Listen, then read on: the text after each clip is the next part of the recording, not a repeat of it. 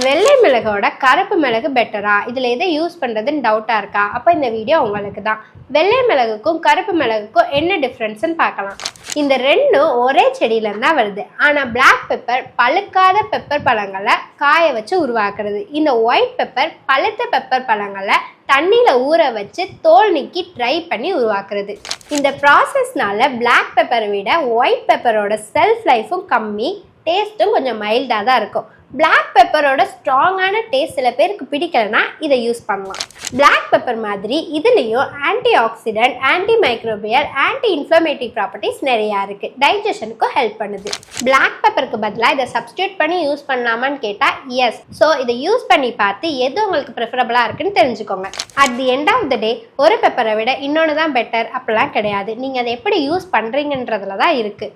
இந்த மாதிரி வீடியோஸ்க்கு நம்ம பேஜை ஃபாலோ பண்ண மறந்துடாதீங்க.